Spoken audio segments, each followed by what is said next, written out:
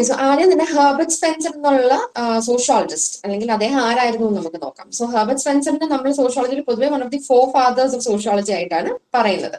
And അദ്ദേഹം ഒരു English philosopher ആയിരുന്നു. ആൻഡ് ബിയോണ്ട് അദ്ദേഹത്തിന്റെ ഒരു ഫിലോസഫി ബാക്ക്ഗ്രൗണ്ട്, സോഷ്യോളജി ബാക്ക്ഗ്രൗണ്ട്, അതിനും അപ്പുറം എന്ന് പറഞ്ഞു കഴിഞ്ഞാൽ അദ്ദേഹം ഒരു ബയോളജിസ്റ്റും ആന്ത്രപ്പോളജിസ്റ്റും പൊളിറ്റിക്കൽ തിയറിസ്റ്റും ഒക്കെ ആയിരുന്നു.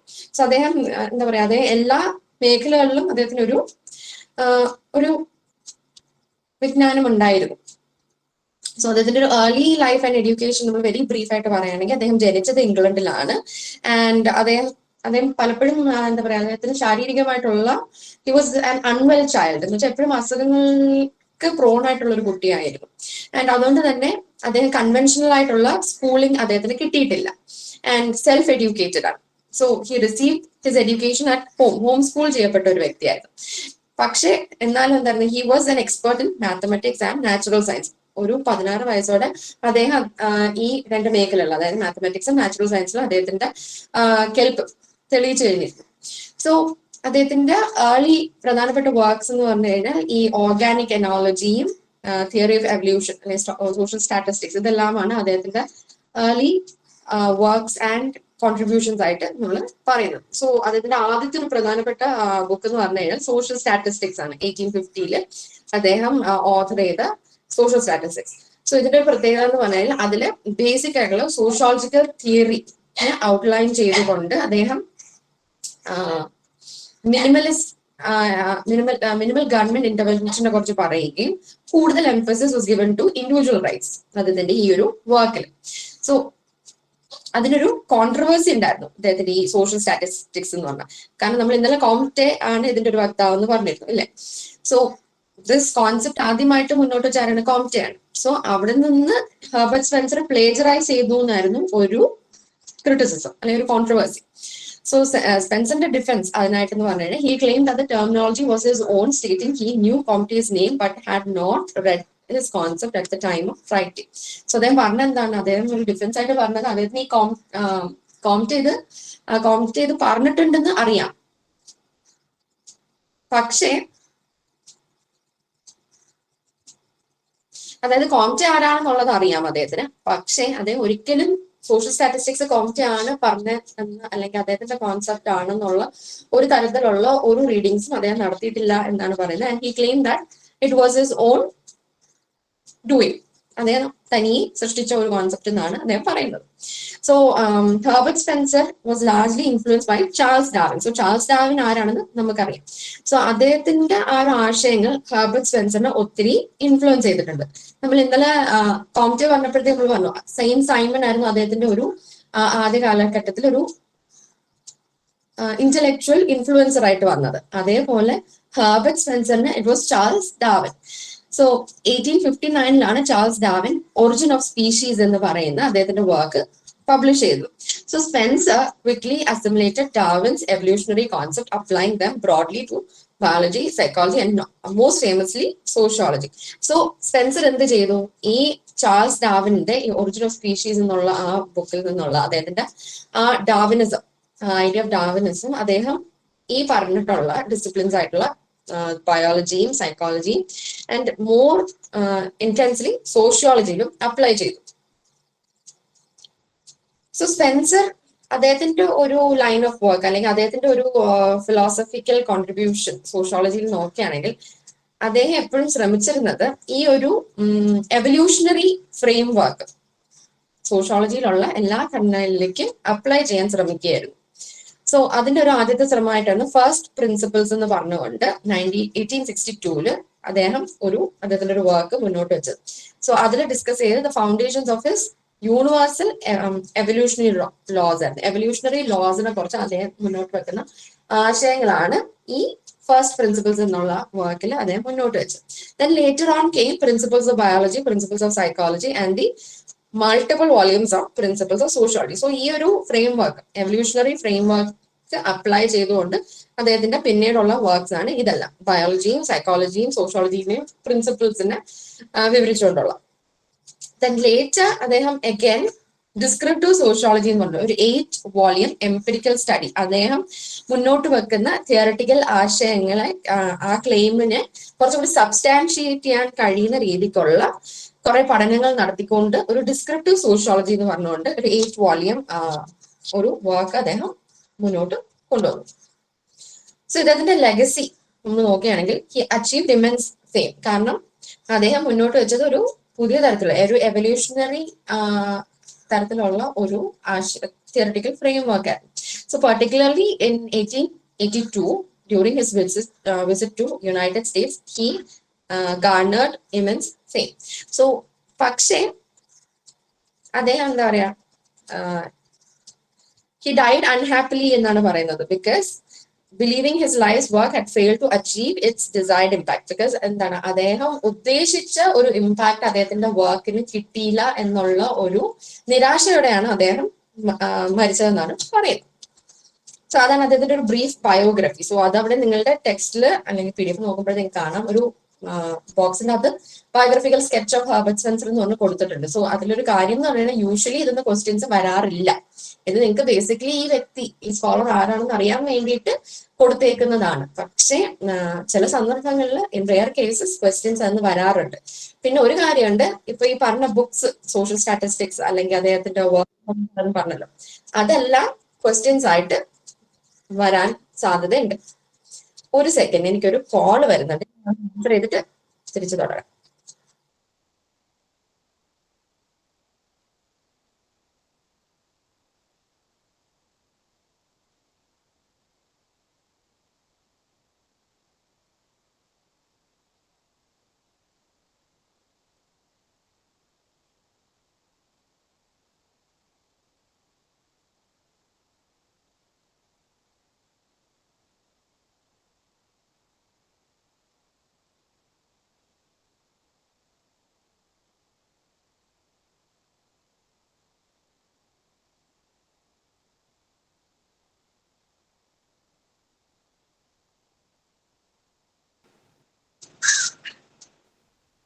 ഓക്കെ, സോ റെയർ കേസസിൽ അതിന്ന് ഡീറ്റെയിൽഡ് ആയിട്ടുള്ള ചോദ്യങ്ങൾ വരാറുണ്ട്. പക്ഷെ ഈ ഹെർബർട്ട് സ്പെൻസറിന്റെ മെയിൻ കോൺട്രിബ്യൂഷൻസ് ആയിട്ടുള്ള അദ്ദേഹത്തിന്റെ ഓരോ വർക്ക്സ് ഓഥർ ചെയ്തത് ആരാണെന്നുള്ള ചോദ്യം നിങ്ങൾക്ക് പ്രതീക്ഷിക്കാവുന്നതാണ് 1 മാർക്കിനൊക്കെ.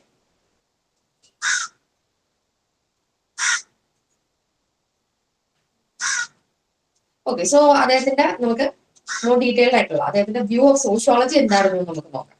സോ ആദ്യം തന്നെ ഒരു ഡെഫിനേഷൻ, അദ്ദേഹം ഒരു മറ്റ് സ്കോളേഴ്സ്, അതായത് ഇപ്പൊ കോംപ്റ്റി ആണെങ്കിൽ ദർഖൈം ആണെങ്കിൽ ഇവരൊന്നും സോഷ്യോളജിക്ക് ഒരു ഡെഫിനേഷൻ കൊടുത്തത് കണക്ക് സ്പെൻസർ ഒരു ഡിഫൈൻഡ് ആയിട്ടുള്ള ഡെഫിനേഷൻ നൽകുന്നില്ല. അദ്ദേഹം എന്താണ്, അദ്ദേഹം കൂടെ ഒരു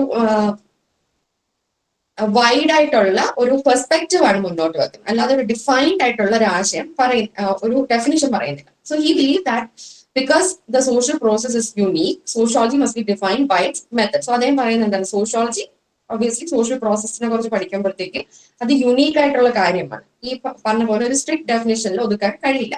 സോ അതുകൊണ്ട് തന്നെ എന്താണ്, സോഷ്യോളജി ഉപയോഗിക്കുന്ന മെത്തഡ്സ് എന്താണോ ആ ഒരു particular state of society, current സൊസൈറ്റിയുടെ അവസ്ഥ എന്താണോ, ആൻഡ് അത് മനസ്സിലാക്കുക അല്ലെങ്കിൽ അത് എക്സ്പ്ലെയിൻ ചെയ്യുന്നതിനോടൊപ്പം തന്നെ ഏർലിയർ ഫേസസ് ഓഫ് ഡെവലപ്മെന്റ്, അതായത് ആ ഒരു പെർട്ടിക്കുലർ നമ്മൾ ഇപ്പൊ ആയിരിക്കുന്ന സൊസൈറ്റിനെ കുറിച്ച് എക്സ്പ്ലെയിൻ ചെയ്യുന്നതിനോടൊപ്പം തന്നെ പ്രീവിയസ്ലി എന്തായിരുന്നു എന്നുള്ളത് മനസ്സിലാക്കുകയും അതും പറയണം. ആൻഡ് യൂണിവേഴ്സലി ഈ ഘട്ടങ്ങളിലെല്ലാം നമുക്ക് എവല്യൂഷണറി ലോസിനെ എങ്ങനെ അപ്ലൈ ചെയ്യാൻ കഴിയുന്നു എന്നുള്ളതാണ് സോഷ്യോളജിക്കലി നമ്മൾ പറയേണ്ടതെന്നാണ് അദ്ദേഹം പറയുന്നത്. സോ അദ്ദേഹത്തിന്റെ ഈ പറഞ്ഞ പോലെ നിങ്ങൾ ഓർക്കുക, അദ്ദേഹത്തിന്റെ എന്ത് പറഞ്ഞാലും his concept was evolve around evolutionary idea. അതായത് സോഷ്യോളജിനെ കുറിച്ച് എന്ത് പറഞ്ഞാലും അദ്ദേഹം എവല്യൂഷണറി ഐഡിയയുമായിട്ട് ബന്ധപ്പെട്ടുകൊണ്ടാണ് അദ്ദേഹം പറയുന്നത്. So that was his central idea. So അദ്ദേഹം ഒരു സൂപ്പർ ഓർഗാനിക് റെലമിനെ കുറിച്ചാണ് എപ്പോഴും സംസാരിക്കുന്നത്. അതാണ് നമ്മൾ ഓർഗാനിക് അനോളജി വരുമ്പോഴത്തേക്ക് നമ്മൾ പറയും. So Spencer categorise all things in the universe into 3 groups. അദ്ദേഹം എപ്പോഴും ലോകത്തിന്റെ 3 രീതിക്കാണ് കണ്ടിരുന്നത്, അതായത് ഇൻഓർഗാനിക് ആയിട്ടും ഓർഗാനിക് ആയിട്ടും സൂപ്പർ ഓർഗാനിക് ആയിട്ടും. സോ ഇൻഓർഗാനിക് എന്ന് പറയുമ്പോഴത്തേക്ക് ആ വാക്കുകൊണ്ട് തന്നെ നമുക്ക് മനസ്സിലാവും ഇന്നാനിമേറ്റ് ആയിട്ടുള്ള ഒബ്ജക്ട്സ്, അതായത് ജീവനില്ലാത്ത വസ്തുക്കൾ, നോൺ ലിവിങ് മാറ്റർ, അത് റോക്സ് ആകാം, സോയിൽ, അങ്ങനത്തെ എലമെന്റ്സ് എല്ലാം തന്നെ എന്താണ് ഇൻഓർഗാനിക് ആയിട്ടുള്ള അല്ലെങ്കിൽ തിങ്സ്. അതല്ല ഇൻഓർഗാനിക് ആയിട്ടുള്ളതാണ്. സോ ഓർഗാനിക് എന്ന് പറയുമ്പോഴത്തേക്ക് living matter, plants, animals, human beings എല്ലാം. ആൻഡ് സൂപ്പർ ഓർഗാനിക് എന്ന് പറയുമ്പോഴത്തേക്ക് സോഷ്യോ കൾച്ചറൽ ഫിനോമിന, അതായത് സൊസൈറ്റിയും സൊസൈറ്റിയിലുള്ള ഇൻസ്റ്റിറ്റ്യൂഷൻസ്, കൾച്ചർ, ഇതെല്ലാം സൂപ്പർ ഓർഗാനിക് ആയിട്ടാണ് അദ്ദേഹം പറയുന്നത്. സോ അദ്ദേഹം സോഷ്യോളജിയുടെ ഡൊമൈൻ ആയിട്ട് പറയുന്നത്, sociology is concern with this super organic realm, studying the unique evolution of human societies. So അദ്ദേഹം മുന്നോട്ട് വെക്കുന്ന കാഴ്ചപ്പാട് എന്ന് പറയുന്നത് സോഷ്യോളജിയുടെ ഡൊമൈൻ എന്ന് പറഞ്ഞു കഴിഞ്ഞാൽ, അല്ലെങ്കിൽ സോഷ്യോളജിയുടെ ഒരു ഏരിയ ഓഫ് സ്റ്റഡി എന്ന് പറയുന്നത് എന്താണ്, ഈ സൂപ്പർ ഓർഗാനിക് ആയിട്ട് ബന്ധപ്പെട്ട് കിടക്കുന്നതാണ്. സൂപ്പർ ഓർഗാനിക് എന്ന് പറയുമ്പോഴത്തേക്ക് ആപ്റ്റ് ആണ് അല്ലേ, ബിക്കോസ് എന്താണ്, നമ്മൾ സോഷ്യൽ ആയിട്ടുള്ള സൊസൈറ്റിനെയും സൊസൈറ്റിയുടെ സോഷ്യോ കൾച്ചറൽ എലമെന്റ്സിനെയാണ് നമ്മൾ പഠിക്കുന്നത്. So that is what he said is sociology's domain.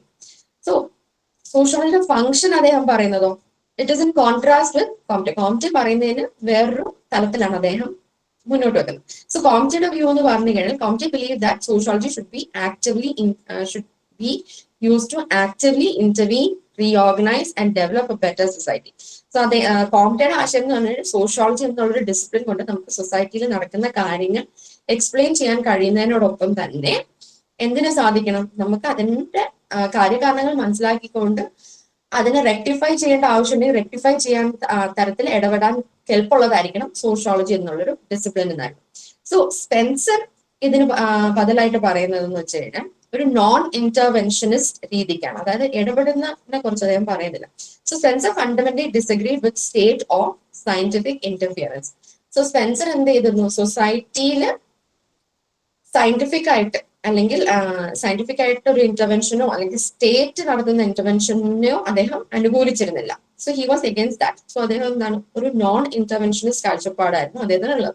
So he believe that all natural phenomena have an inherited tendency to better themselves. So അദ്ദേഹം ആ ഒരു നോൺ ഇന്റർവെൻഷനിസ്റ്റ് ആശയം പറഞ്ഞത് എന്തുകൊണ്ടാണ്, ബിക്കോസ് അദ്ദേഹം കരുതുന്നതെന്ന് പറഞ്ഞു കഴിഞ്ഞാൽ എല്ലാ സോഷ്യൽ ഫിനോമിന, അതായത് സൂപ്പർ ഓർഗാനിക്കിൽ നമ്മൾ പറയുന്ന എല്ലാ ഘടകങ്ങൾക്കും അതിനെ തന്നെ റെക്ടിഫൈ ചെയ്യാൻ, അതായത് സ്വയം, അതാണ് എവല്യൂഷണറി ആസ്പെക്ട്.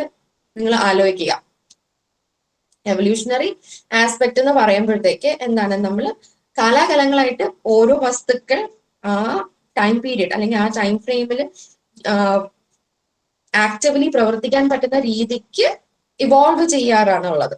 സോ അതേ ഒരു ആശയമാണ് അദ്ദേഹം സൊസൈറ്റിക്ക് അപ്ലൈ ചെയ്യുന്നത്. അതായത് നമ്മുടെ സൊസൈറ്റിയിലുള്ള എല്ലാ നാച്ചുറൽ ഫിനോമിനാസിനും അതിനെ തന്നെ നന്നാക്കാൻ, ബെറ്റർ ചെയ്യാനായിട്ടുള്ള ഇൻഹെറന്റ് ആയിട്ടുള്ള ഘടനകൾ അതിൽ തന്നെയുണ്ട്. സോ ആ നാച്ചുറൽ പ്രോഗ്രസ് തനിയെ നടന്നുകൊള്ളും. അതുകൊണ്ടാണ് ഇന്റർവീൻ ചെയ്യേണ്ടെന്ന് പറയുന്നത്. So sociology should only seek to understand society's natural history. So sociology എന്തുമാത്രം ചെയ്യണം, ഡിസ്ക്രിപ്റ്റീവ് സോഷ്യോളജി ആയിരിക്കണം എന്നാണ് പറയുന്നത്. അതായത് നമ്മൾ ബേസിക്കലി ഡിസ്ക്രൈബ് ചെയ്യണം നമ്മുടെ നാച്ചുറൽ ഹിസ്റ്ററി എന്താണെന്നുള്ളത്, സൊസൈറ്റിയുടെ ഘടനകൾ എന്താണെന്നുള്ളത് ഒരു വിശദീകരിക്കുന്ന ഒരു തരത്തിലുള്ള ഡിസിപ്ലിൻ ആയിരിക്കണം എന്നാണ്. And the laws governing its automatic evolution. അതോടൊപ്പം തന്നെ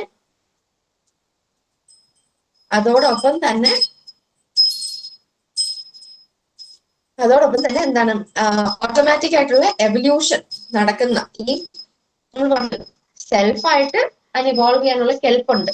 സോ ആ കെൽപ്പ് അല്ലെങ്കിൽ അതിനെ ഗൈഡ് ചെയ്യുന്ന ലോസ് എന്താണെന്നുള്ളത് അറിഞ്ഞിരിക്കണം എന്നാണ്.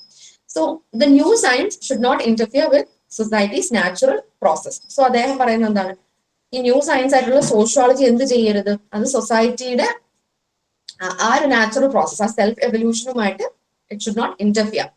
അതാണ് അദ്ദേഹം സോഷ്യോളജിയുടെ ഫംഗ്ഷൻ ആയിട്ട് പറയുന്നത്.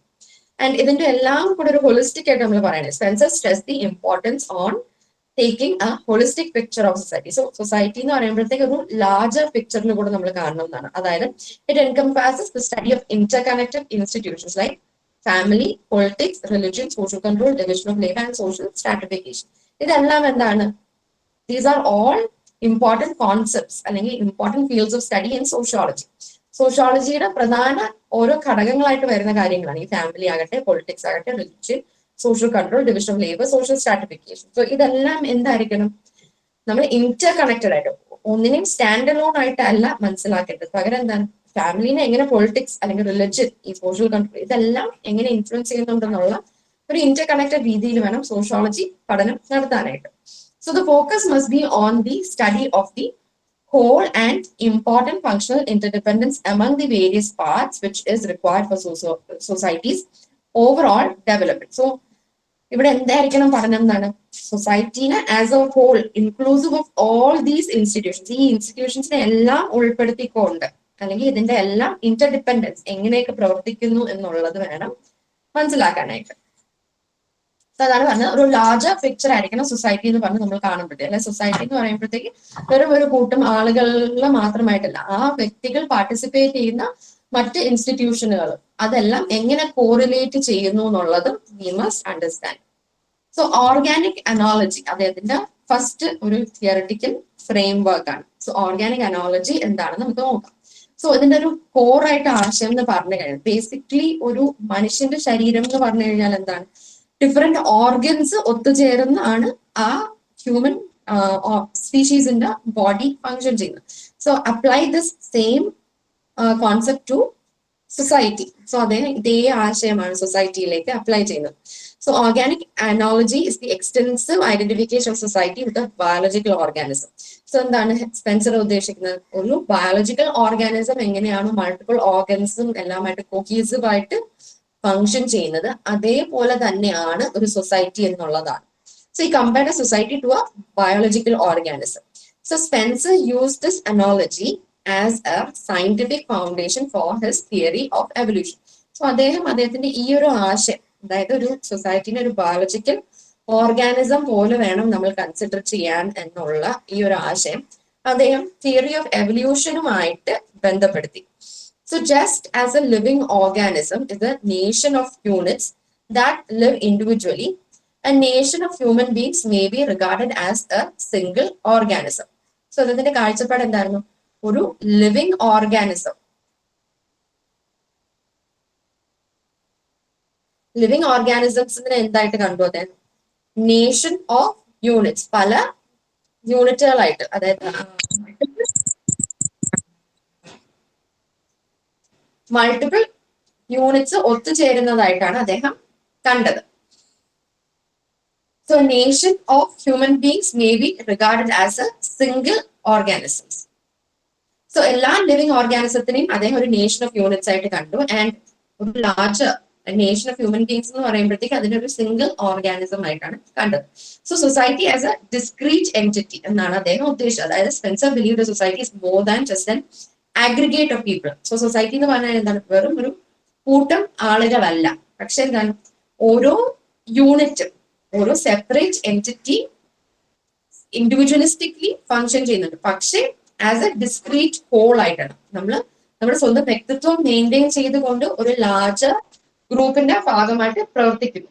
So the whole is greater than the mere sum of its part. Example, ആ house is more than just a pile of bricks എന്ന് പറയുന്നത്.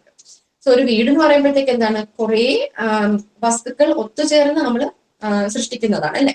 സോ അതേപോലെ തന്നെ എന്താണ് സൊസൈറ്റി എന്ന് പറയുമ്പോഴത്തേക്കും ന്യൂമറസ് നമ്പർ ഓഫ് വ്യക്തികൾ, ഇൻസ്റ്റിറ്റ്യൂഷൻസ് എല്ലാം ഒത്തുചേരുന്നതാണ്. പക്ഷെ എന്താണ്? അപ്പോഴും നമ്മൾ ഓരോ വ്യക്തി അല്ലെങ്കിൽ ഓരോ യൂണിറ്റ് ആയിട്ട് ആ ഒരു ലാർജർ കോഹോട്ടില് ഫങ്ഷൻ ചെയ്യുന്നുണ്ട്. സോ എങ്ങനെയാണ് സൊസൈറ്റിയും ഓർഗാനിസത്തിലും സിമിലാരിറ്റീസ് ഉള്ളതെന്നാണ് സ്പെൻസർ പറയുന്നത്. സ്പെൻസർ പറഞ്ഞത് എങ്ങനെയാണെന്ന് നോക്കാം. So Spencer noted several striking similarities between social and biological organism. So ഈ സോഷ്യൽ ആയിട്ടും ബയോളജിക്കൽ ഓർഗാനിസം ആയിട്ട് ഹി സോ വേരിയസ് സിമിലാരിറ്റീസ്. അതായത് ഒരു മനുഷ്യന്റെ ബയോളജിക്കലി നമ്മൾ എങ്ങനെ ഫങ്ഷൻ ചെയ്യുന്നു അതേപോലെയാണ് സൊസൈറ്റി എന്ന് പറഞ്ഞപ്പോഴത്തേക്ക് അതിലുള്ള സിമിലാരിറ്റീസ്. സോ ആദ്യം തന്നെ വിസിബിൾ ഗ്രോത്ത് നമുക്ക് കാണാൻ കഴിയുന്നുണ്ട്, അല്ലെ? അതായത് both society and organisms exhibit apparent growth that separates them from inorganic matter throughout their lives. So മനുഷ്യനും ഒരു ബയോളജിക്കൽ ഓർഗാനിസം എന്ന് പറയുമ്പോഴത്തേക്ക് എന്താ? നമ്മൾ ഡേ ടു ഡേ വളരുകയാണ്, അല്ലേ? നമ്മൾ ആ ഒരു സ്റ്റാറ്റിക് ആയിട്ട് നിൽക്കുന്നില്ല. ദാറ്റ് ഇസ് ഇൻഓർഗാനിക് മാറ്റേഴ്സിനെ നോക്കിക്കഴിഞ്ഞാൽ എന്താണ്? There all inanimate objects. അതൊന്നും ജീവനില്ലാത്ത വസ്തുക്കളാണ്, അതൊന്നും മാറുന്നില്ല. അതേസമയം എന്താണ്? മനുഷ്യര് എന്ത് സംഭവിക്കുന്നു? We are visibly growing. So that separates us from inorganic matter. So increased complexity ഉണ്ട്. അല്ലേ? മനുഷ്യർക്ക് സൊസൈറ്റിയും നോക്കിക്കഴിഞ്ഞാൽ എന്താണ് increasingly complex. So as both grow in size the structures become more complicated. അതായത് നമ്മൾ വളരും തോറും എന്ത് സംഭവിക്കുന്നു? നമ്മളൊരു സിമ്പിൾ ഫോമാറ്റ് അല്ലെങ്കിൽ ഒരു സിമ്പിൾ ഫോമിൽ നിന്ന് ബിക്കമിങ് മോർ കോംപ്ലിക്കേറ്റഡ് അല്ലെങ്കിൽ അഡ്വാൻസ്ഡ് ആയിട്ട് മാറുകയാണ്. So structural and functional differentiation എന്താണ്? പ്രോഗ്രസീവ് സ്ട്രക്ചറൽ ഡിഫറൻസിയേഷൻ പറയുകയാണെങ്കിൽ സ്പെഷ്യലൈസേഷൻ ഓഫ് പാർട്സ് ആണ് ഉദ്ദേശിക്കുന്നത്. അതായത് progressive structural differentiation is accompanied by progressive functional differentiation. അതായത് നമ്മൾ ഡിവിഷൻ ഓഫ് ലേബർ പറയുകയാണെങ്കിൽ അവിടെ സ്പെഷ്യലൈസേഷൻ ഓഫ് പാർട്സും വരികയാണ്. അതായത് ഓരോ പെർട്ടിക്കുലർ ഓർഗൻ ഒരു അതിനായിട്ടുള്ള ഫംഗ്ഷൻ കാണും. ഇപ്പൊ ഹാർട്ട് എന്ന് പറഞ്ഞു കഴിഞ്ഞാൽ അല്ലെങ്കിൽ ലങ്സ് എന്ന് പറഞ്ഞാൽ each has it's on function. അതേപോലെ സൊസൈറ്റിയിൽ മനുഷ്യർക്കും എന്താണ് each person has their own part two play in society. അവർക്ക് സ്പെഷ്യലൈസേഷൻ ഓഫ് പാർട്സ് ഉണ്ട്, സ്പെഷ്യലൈസേഷൻ ഓഫ് ടാസ്കും ഉണ്ട്. സോ another example പറയണേ, as society grows a homogeneous group splits into distinctive institutions. So നമ്മളൊരു larger homogeneous group ആയിട്ടായിരിക്കും പ്രവർത്തിക്കുന്നത് അല്ലെ? Society എന്ന് പറയുമ്പോൾ ഒരു കൂട്ടം മനുഷ്യർ, അതൊരു ഹോമോജനസ് ഗ്രൂപ്പ് ആയിട്ട് നമ്മൾ കാണണം. പക്ഷെ അവിടെ മറ്റ് ഇൻസ്റ്റിറ്റ്യൂഷൻ സൊസൈറ്റിയിൽ ഫംഗ്ഷൻ ചെയ്യുന്ന പല പല ഇൻസ്റ്റിറ്റ്യൂഷൻസ് അവിടെ വരുമ്പോഴത്തേക്ക് എന്താണ് അവിടെ സ്പെഷ്യലൈസേഷൻ ഓഫ് പാർട്സ് വരെയാണ് അല്ലേ? ആ സ്പെഷ്യലൈസേഷൻ ഓഫ് പാർട്സ് അതായത് പ്രോഗ്രസീവ് സ്ട്രക്ചറൽ ഡിഫറൻസിയേഷൻ വരുമ്പോഴത്തേക്ക് എന്ത് സംഭവിക്കുന്നു? സ്പെഷ്യലൈസേഷൻ ഓഫ് ടാസ്കും വരെയാണ്. ഇപ്പൊ എക്കോണമിയുടെ ഭാഗമായിട്ട് നമ്മൾ ഒരു രീതിക്ക് പ്രവർത്തിക്കും. സ്റ്റേറ്റിന്റെ ഒരു സിറ്റിസൺ ആയിട്ട് മാറുമ്പോഴത്തേക്ക് we have different roles to play, different task ആണ് നമുക്കുള്ളത്. ഫാമിലിയുടെ ഭാഗമാകുമ്പോഴത്തേക്ക് same. So each performs a unique and vital function. ഇനി കോഎക്സിസ്റ്റൻസ് ത്രൂ ഡിഫറൻസിയേഷൻ. നമ്മൾ എങ്ങനെയാണ് ഈ ഒരു ബയോളജിക്കലി സിമിലർ ആണെങ്കിലും ആശയപരമായിട്ട് we are all different. So ആ കോഎക്സിസ്റ്റൻസ് എങ്ങനെ നടക്കുന്നു എന്നുള്ളതാണ്. So evolution establishes structural and functional distinction that allow both societies and organisms to coexist successfully. So എന്ത് സംഭവിക്കുന്നു? എവല്യൂഷൻ എന്ത് ചെയ്യുന്നു? ആ സ്ട്രക്ചറൽ ആൻഡ് ഫങ്ഷണൽ ആയിട്ടുള്ള വേർതിരിവ് സോഷ്യലി എവിഡന്റ് ആക്കുന്നു. അതുകൊണ്ട് എന്ത് സംഭവിക്കുന്നു? നമുക്ക് ആ ഒരു distinction is allowing both society and organisms to coexist. രണ്ടിനെയും വ്യക്തമായിട്ട് വേർതിരിക്കുന്നതുകൊണ്ട് തന്നെ കോഎക്സിസ്റ്റ് ചെയ്യാൻ കഴിയും. സോ അതിന്റെ ഡ്യൂറബിലിറ്റി നോക്കിയാലോ, the life of total society or organism is significantly greater than the life of any of its constituent components. So ഇതിന്റെ durability എന്ന് പറഞ്ഞു കഴിഞ്ഞാൽ ഒരു സൊസൈറ്റിയുടെ ലൈഫ് എന്ന് പറഞ്ഞു കഴിഞ്ഞാൽ it is much greater than ഒരു ഓർഗാനിസം, ഒരു മനുഷ്യൻ അല്ലെങ്കിൽ ഒരു ജീവനുള്ള വസ്തു എന്ന് പറഞ്ഞാൽ അതിനൊരു ലൈഫ് സ്പാൻ ഉണ്ട്, അതിൽക്ക് അപ്പുറം അത് പോകത്തില്ല അല്ലേ? പക്ഷെ ഒരു സൊസൈറ്റി എന്ന് പറഞ്ഞാൽ എന്താണ്? It is more durable. So those are the similarities Spencer found between an organism and society. ഇനി കോൺട്രാസ്റ്റ്, നമ്മളിപ്പോ സിമിലാരിറ്റീസ് പറഞ്ഞു. ഇനി ഇതിന്റെ വ്യത്യാസങ്ങൾ എന്താണ്? ബയോളജിക്കൽ ഓർഗാനിസവും സോഷ്യൽ ഓർഗാനിസവും തമ്മിൽ ഫിസിക്കൽ ഫോം നമ്മൾ ആദ്യം പറയുകയാണെങ്കിൽ എന്താണ്? ബയോളജിക്കൽ ഓർഗാനിസം എന്ന് പറയുമ്പോൾ അതിന്റെ ഫോം ഇസ് ടാഞ്ചിബിൾ അല്ലെങ്കിൽ concrete whole with specific external shapes. ഇപ്പൊ ഒരു മനുഷ്യന്റെ രൂപം നിങ്ങൾ എടുക്കുക, ഒരു തല, ടോർസോ, കൈകാല്, ഇതെല്ലാം എന്താണ്? ടാഞ്ചിബിൾ ആണ്, പക്ഷെ കോൺക്രീറ്റ് ആണ്, അതിൽ വ്യത്യാസങ്ങൾ വരുന്നില്ല അല്ലേ? പക്ഷെ സോഷ്യൽ ഓർഗാനിസം എന്ന് പറയുമ്പോഴത്തേക്ക് ഫോംസ് എ ഡിസ്ക്രീറ്റ് ഹോൾ, ഒരു കംപ്ലീറ്റ് സെക്ഷൻ ആണ് സൊസൈറ്റി എന്ന് പറഞ്ഞു കഴിഞ്ഞാൽ. And parts are free and dispersed. ഇത് സൊസൈറ്റി എന്ന് പറയുമ്പോഴത്തേക്ക് എന്താണ്? ഒന്നും പിടിച്ചു കെട്ടി ഒരു പെർട്ടിക്കുലർ സെക്ഷനിൽ ആയിട്ട് ഇരിക്കുന്നില്ല അല്ലെ? നമ്മൾ ഡിസ്പേഴ്സ് ചെയ്തു. നമ്മൾ സൊസൈറ്റി എന്ന് പറയുമ്പോഴത്തേക്ക് ഇപ്പൊ കേരള സൊസൈറ്റി എന്ന് പറഞ്ഞു കഴിഞ്ഞാൽ എന്താണ്? ഒരു പെർട്ടിക്കുലർ ജോഗ്രഫിക് ഏരിയയ്ക്ക് ഉള്ളിൽ നമ്മൾ മലയാളീസ്, കേരളൈറ്റ്സ് ആയിട്ട് ഐഡന്റിഫൈ ചെയ്യുന്നു. പക്ഷെ നമ്മൾ എല്ലാവരും എന്താണ്? പല ഡിസ്ട്രിക്ട്സിലും പല കാര്യങ്ങളിലും പ്രവർത്തിക്കുന്ന ആളുകളാണ്. So free and we are disperse. അതുകൊണ്ട് തന്നെ എന്താണ്? There is no external body. ഇനി പൊസിഷൻ ഓഫ് പാർട്സ് നോക്കിയാലോ, ഓരോ ബോഡി പാർട്ടിന് എന്താണ്? ഇപ്പൊ ഹാർട്ട് ഇരിക്കേണ്ട ഒരു പർട്ടിക്കുലർ ലൊക്കേഷൻ ഉണ്ട്, കിഡ്നി ഇരിക്കേണ്ട സ്ഥലമുണ്ട്. അവിടെ ആ ഓർഗൻസ് തന്നെ ഫിക്സ്ഡ് ആയിട്ടിരുന്നുകൊണ്ട് സ്റ്റേഷനറി ആണ്, അവർ അവിടെ ഇരുന്ന് ഫങ്ഷൻ ചെയ്യുന്നു. പക്ഷെ ഒരു സൊസൈറ്റി വരുമ്പോഴത്തേക്ക് സൊസൈറ്റിയുടെ ഘടകങ്ങൾ എന്താണ്? മനുഷ്യർ, നമ്മൾ ഇൻഡിവിജ്വൽസ് ആണ് അല്ലെ? സോ ഇൻഡിവിജ്വൽസ് എന്ത് ചെയ്യുന്നു? We are not stationary. നമ്മൾ എന്ത് ചെയ്യുന്നു? We are widely separated and scattered ആയിട്ടുള്ളത്. ഈ കോൺഷ്യസ്നെസ് നോക്കിക്കഴിഞ്ഞാൽ ബോഡി അല്ലെങ്കിൽ ബയോളജിക്കൽ ഓർഗാനിസം പറയുകയാണെങ്കിൽ concentrated in a small part of the aggregate. So ആ കോൺഷ്യസ്നെസ്, മനുഷ്യന്റെ കോൺഷ്യസ്നെസ് എന്ന് പറഞ്ഞു കഴിഞ്ഞാൽ എന്താണ്, we correlate that with the brain അല്ലെങ്കിൽ നെർവസ് സിസ്റ്റം ആയിട്ടാണ് നമ്മളുടെ കോൺഷ്യസ്നെസ്, ആ ചിന്തിക്കാനുള്ളതും മനസ്സിലാക്കാനുള്ള കപ്പാസിറ്റി എല്ലാം ബ്രെയിൻ അല്ലെങ്കിൽ നെർവസ് സിസ്റ്റം ആയിട്ടാണ് നമ്മൾ കോറിലേറ്റ് ചെയ്യുന്നത്. പക്ഷേ ഒരു സോഷ്യൽ ഓർഗാനിസം സൊസൈറ്റിയിൽ വരുമ്പോഴത്തേക്ക് it is diffuse throughout the aggregate. അതായത് എല്ലാ ഇൻഡിവിജ്വലിനും has this consciousness. Every element of individual possesses this consciousness. So അതുകൊണ്ട് എന്താണ്, ഇറ്റ് ഇസ് ഡിഫ്യൂസ്ഡ് ആണ്, ഒരു ലാർജർ ആഗ്രിഗേറ്റ് ആയിട്ട് വേണം നമ്മൾ കാണാനായിട്ട്.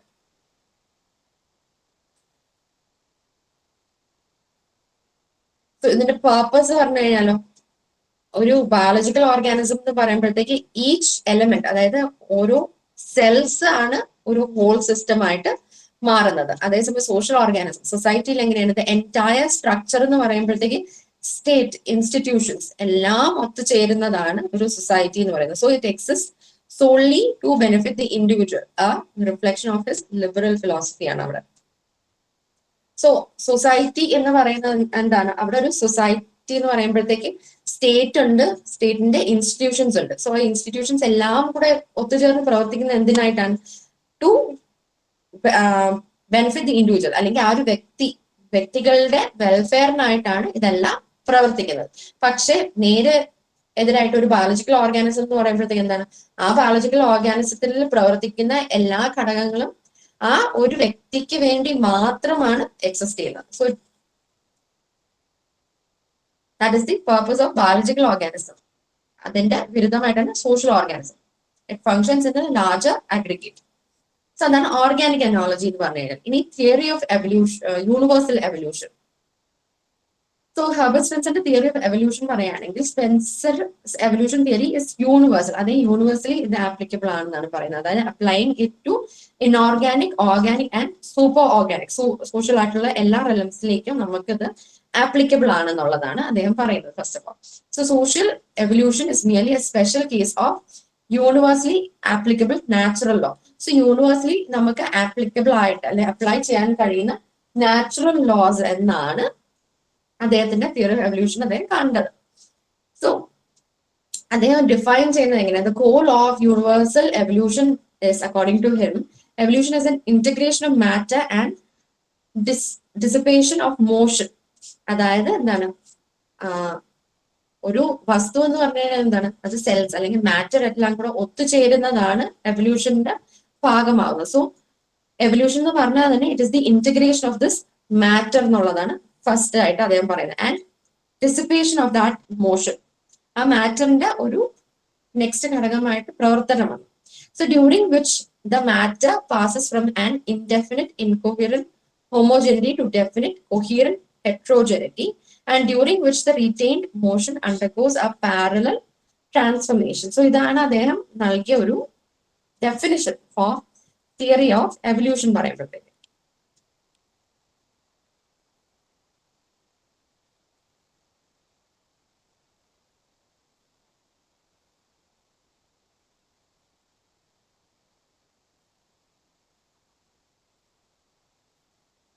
സോ അതിന്റെ ഒരു സിംപ്ലിഫിക്കേഷനിലേക്ക് നമ്മൾ പറയുകയാണെങ്കിൽ, ഇപ്പൊ അദ്ദേഹം എന്താ പറയാ, ഒരു സയന്റിഫിക് ആയിട്ടാണ് അദ്ദേഹം ഈ എവല്യൂഷനെ പറഞ്ഞത്. So let simplify that. So generally നമ്മൾ എവല്യൂഷൻ പറയുമ്പോഴത്തേക്ക് എന്തൊക്കെയാണ് നമ്മൾ നോക്കുന്നത്, ഹോമോജനിറ്റി, അതായത് സിമിലാരിറ്റി, ഹോമോജനിറ്റി ഹെട്രോജനിറ്റിനെ കുറിച്ച് നമ്മൾ പറയും. എല്ലാ എന്തൊക്കെ വസ്തുക്കൾ ഒരേ കണക്കുണ്ട് അല്ലെങ്കിൽ ഡിഫറെന്റ്ലി എന്തൊക്കെയുണ്ട്. സോ ഹോമോജനിറ്റി പറയുമ്പോഴത്തേക്ക് എന്താണ്, സിമിലർ ആയിട്ടുള്ള കാര്യങ്ങളെയാണ് നമ്മൾ ഒരു ഗ്രൂപ്പായിട്ട് കാണുന്നത്. ഹെട്രോജനിറ്റി എന്ന് പറയുമ്പോഴത്തേക്ക് ആ എന്തൊക്കെ വേറിട്ട് വ്യത്യസ്തമായിട്ട് വരുന്നു, ഡൈവേഴ്സിറ്റിക്കാണ് അവിടെ നമ്മൾ പ്രാധാന്യം കൊടുക്കുന്നത്. ആൻഡ് ഇൻകൊഹറന്റ് അല്ലെങ്കിൽ കൊഹറന്റ് എന്ന് അദ്ദേഹം പറഞ്ഞു.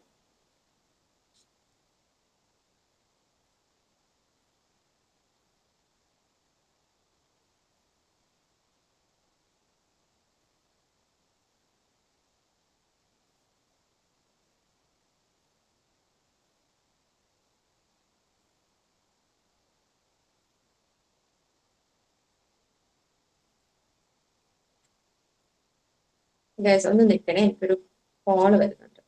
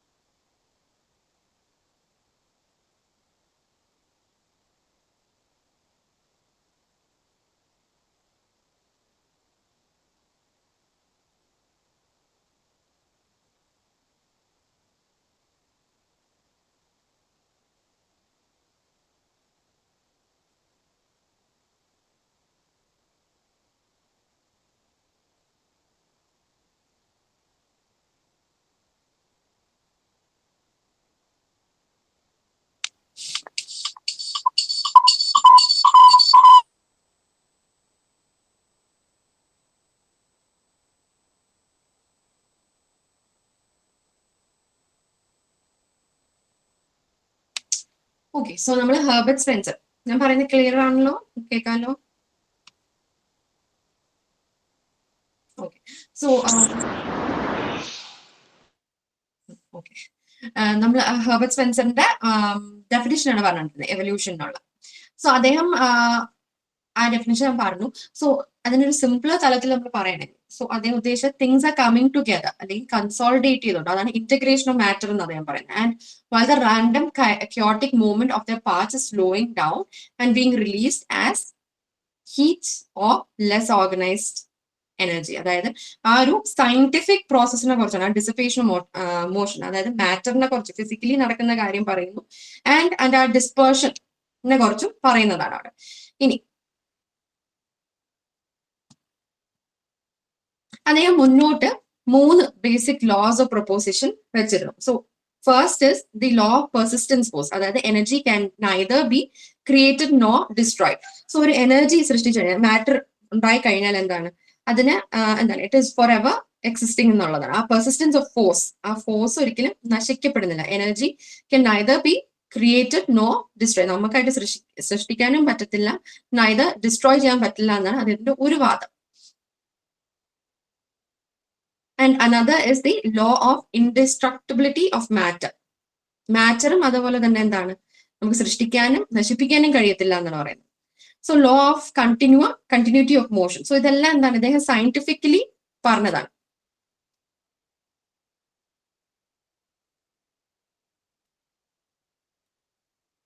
സോ ഇതിനെ അടിസ്ഥാനമാക്കിക്കൊണ്ട് he brought about 4 secondary propositions. So അത് ഏതൊക്കെയാണ്? ആദ്യം തന്നെ persistence of the relationship between the forces.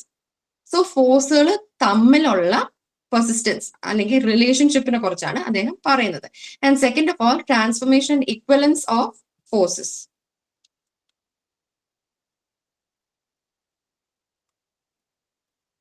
അതായത് ആദ്യത്തെ transformation and equivalence of forces എന്ന് പറയുമ്പോഴത്തേക്ക് forces change form but are equal in magnitude. അതിന്റെ രൂപം മാറുന്നുണ്ടാകാം, പക്ഷെ എന്താണ്, അതിന്റെ മാഗ്നിറ്റ്യൂഡ് അല്ലെങ്കിൽ അതിന്റെ കെൽപ്പ്, ശക്തി, അതിന് മാറ്റം ഉണ്ടാകുന്നില്ല. സോ അവിടെ എന്ത് സംഭവിക്കും, transformation is happening but ഇക്വലൻസ് of force is still there. അതിന്റെ രൂപം മാറുന്നു, പക്ഷെ still in magnitude it's capacity remains the same. Another principle is principle of alteration or rhythm of motion. അതിൽ അദ്ദേഹം ഉദ്ദേശിച്ചത് ചേഞ്ച് എന്ന് പറഞ്ഞു കഴിഞ്ഞാൽ ഒരിക്കലും ലീനിയർ ആയിട്ട്, അതായത് ഒരേ പോലെ വെരി പാരലൽ ആയിട്ട് നടക്കുന്ന ഒരു കാര്യമല്ല, പക്ഷെ എന്താണ്, റിതമിക് ആണ്, സൈക്ലിക്കൽ ആണ്, അങ്ങനെയാണെന്നാണ് അദ്ദേഹം പറയുന്നത്. And law of continuous redistribution. Every object undergoes some state of change from moment to moment. അദ്ദേഹം പറയുന്നത് എന്താണ്, എല്ലാ വസ്തുക്കളും എന്താണ്, അത് ഒരേപോലെ ലീനിയർ ആയിട്ട് മുന്നോട്ട് പോകത്തില്ല, പകരം എന്ത് സംഭവിക്കുന്നു, it undergoes some state of change from moment to moment. എല്ലാ അല്ലെങ്കിൽ പല അവസ്ഥയിലാകുമ്പോഴത്തേക്ക്, പല അവസരങ്ങളിൽ it is undergoing that change. So instability of the homogeneous ആണ് അവിടെ അദ്ദേഹം പറയുന്നത്. സോ അദ്ദേഹം പറഞ്ഞ എന്താണ്, Spencer expounded this key law asserting that the homogeneous ആയിട്ടുള്ള സിമ്പിൾ അല്ലെങ്കിൽ യൂണിഫോം ആയിട്ട് നിൽക്കുന്നത് എന്ത് പറ്റുന്നു, it is inherently unstable and is naturally compelled to move toward change and differentiation. So ഒരിക്കലും ആ ഹോമോജനസ് ആയിട്ടുള്ള വസ്തുക്കൾക്ക് എന്ത് സംഭവിക്കുന്നു, അത് ഇൻസ്റ്റേബിൾ നേച്ചർ ഉള്ളതാണ്. ആ ഇൻസ്റ്റേബിൾ നേച്ചർ എന്തുകൊണ്ടെന്നാണ് അദ്ദേഹം പറയുന്നത്, കാരണം ഹോമോജനസ് ആയിട്ടുള്ള വസ്തുക്കൾ സിമ്പിൾ ആണ്, യൂണിഫോം ആയിട്ടുള്ള ഒരു അവസ്ഥയിലുള്ള വസ്തുക്കളാണ്.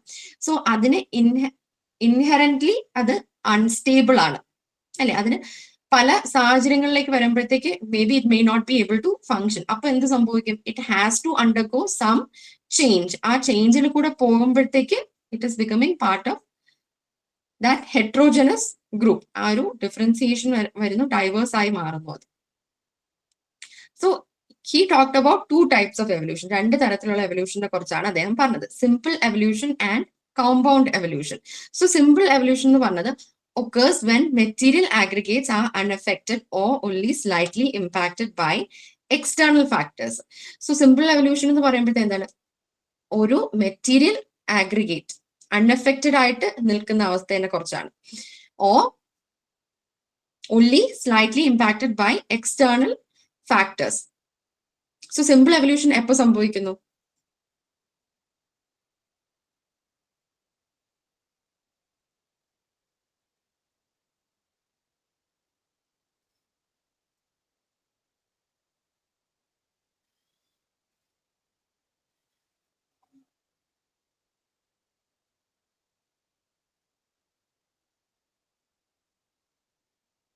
It occurs when material aggregates are unaffected. Material ആഗ്രിഗേറ്റ്സിന് എന്ത് സംഭവിക്കുന്നു? അത് അൺഅഫക്റ്റഡ് ആയിട്ട് ഇരിക്കുമ്പോഴത്തേക്ക് എന്താണ് അവസ്ഥ?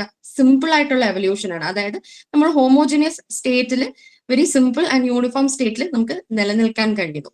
പക്ഷെ അത് എപ്പോഴാണ് കുറച്ചെങ്കിലും ഇമ്പാക്റ്റഡ് ആകുന്നത്? പുറമേ നിന്നുള്ള എന്തെങ്കിലും ശക്തികൾ അല്ലെങ്കിൽ പുറമേ നിന്നുള്ള എന്തെങ്കിലും വസ്തുക്കൾക്ക് എന്തെങ്കിലും ഒരു ഇൻഫ്ലുവൻസ് ചെയ്യാൻ കഴിയുമ്പോഴത്തേക്കാണ്, ഈ ഹോമോജിനസ് എലമെന്റ്സിനെ ഇൻഫ്ലുവൻസ് ചെയ്യാൻ കഴിയുമ്പോഴത്തേക്കാണ് ആ ഒരു എവല്യൂഷൻ, സിമ്പിൾ എവല്യൂഷൻ സംഭവിച്ചു തുടങ്ങുന്നത്. ആൻഡ് കോമ്പൗണ്ടഡ് എവല്യൂഷൻ പറയുമ്പോഴത്തേക്കും it occurs when the concentration of matter is significantly affected by external distributing factors or changing the rate and course of its progression. So compounded evolution എപ്പോൾ സംഭവിക്കുന്നു? പുറമേ നിന്ന് അത്രയ്ക്ക് ശക്തമായിട്ട്, അത്രയ്ക്ക് തീവ്രമായിട്ട് എക്സ്റ്റേണൽ ഫാക്ടേഴ്സ് ഇൻഫ്ലുവൻസ് ചെയ്യുമ്പോഴത്തേക്കാണ് സൊസൈറ്റി അല്ലെങ്കിൽ ആ ഒരു ബയോളജിക്കൽ ഓർഗാനിസം തന്നെ എന്താണ്, it undergoes that change. So what are the stages of social evolution? അദ്ദേഹം പറയുന്നത് എവല്യൂഷൻ ഓഫ് സ്ട്രക്ചർ എന്ന് പറഞ്ഞു കഴിഞ്ഞാൽ, സിമ്പിൾ ടു ട്രെബ്ലി കോമ്പൗണ്ടഡ് സൊസൈറ്റിയിലേക്കാണ് നമ്മൾ പോകുന്നതെന്നുള്ളതാണ്.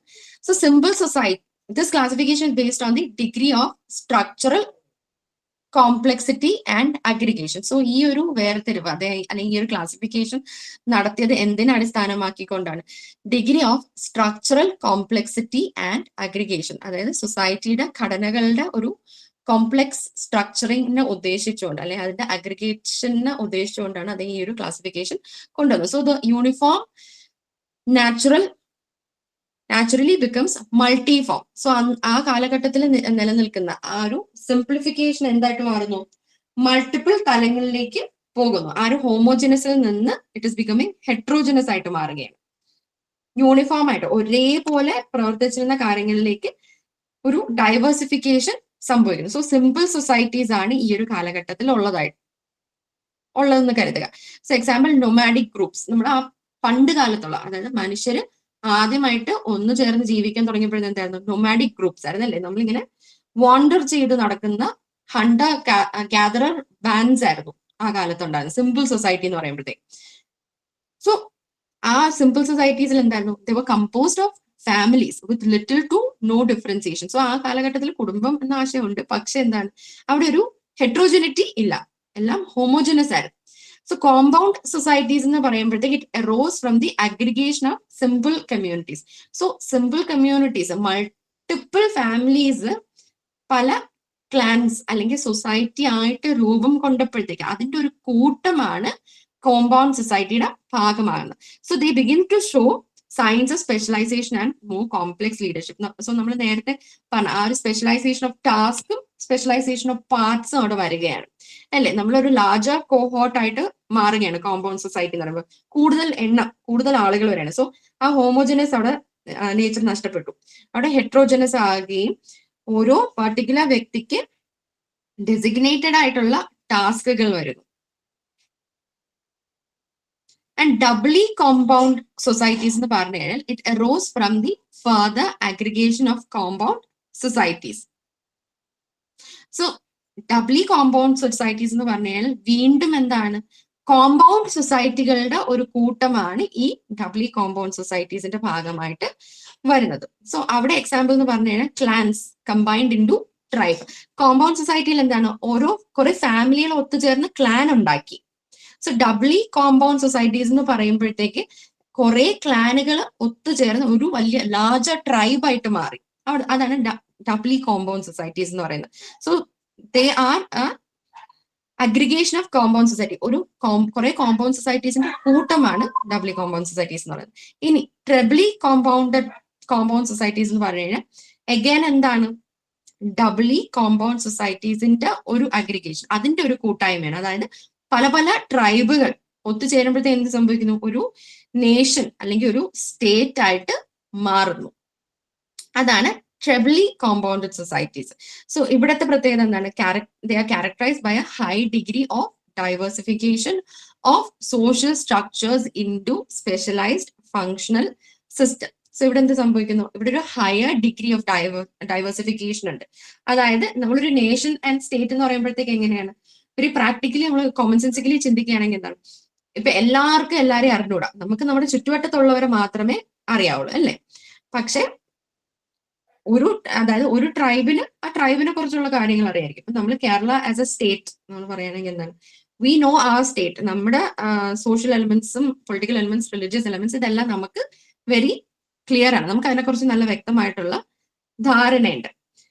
പക്ഷെ ട്രിബിളി കോമ്പൗണ്ട് സൊസൈറ്റീസ് എന്ന് പറയുമ്പോഴത്തേക്ക് ഇവിടെ എന്താണ്, ആ ഒരു പെർട്ടിക്കുലർ ട്രൈബിന് പുറത്തേക്ക് നമ്മൾ പോവുകയാണ്. സോ അവിടെ എന്ത് സംഭവിക്കുന്നു, there is a larger diversification. So അവിടെ സോഷ്യൽ സ്ട്രക്ചറും മാറുകയാണ് അല്ലെ, specialisation of parts and task more advanced ആകുകയാണ്. സോ ഇവിടെ എന്താണ്, സ്പെഷ്യലൈസ്ഡ് ഫങ്ഷൻ സിസ്റ്റംസ് ഉണ്ട്, ഗവൺമെന്റ്, എക്കോണമി, കോംപ്ലക്സ് സ്ട്രാറ്റിഫിക്കേഷൻസ്, ഇതെല്ലാം എന്താണ് മോർ സ്പെഷ്യലൈസ്, മോർ അഡ്വാൻസ്ഡ് ആയിട്ട് പ്രവർത്തിക്കുന്ന ഒരു ഘടകമാണ് നമ്മളിവിടെ കാണുന്നത്. So this leads to what, improved integration and better adaptation to the environment. So ഇങ്ങനെ സ്പെഷ്യലൈസേഷൻ സംഭവിക്കുമ്പോഴത്തേക്ക് എന്ത് ഉണ്ടാകുമെന്നാണ് സ്പെൻസർ വാദിക്കുന്നത്, ദാറ്റ് ഇന്റഗ്രേഷൻ കുറച്ചും കൂടെ നന്നായിട്ട് നടക്കുമെന്നും that we can adapt more better to the environment എന്നാണ് അദ്ദേഹം പറയുന്നത്. സോ എവല്യൂഷൻ ഓഫ് റെഗുലേഷൻ, അതാണ് militant society to industrial society ആയിട്ട് മാറുന്നതിനെ കുറിച്ചാണ് അദ്ദേഹം പറയുന്നത്. അതായത് this classification is based on the type of internal regulation and the relationship between the state and the individual.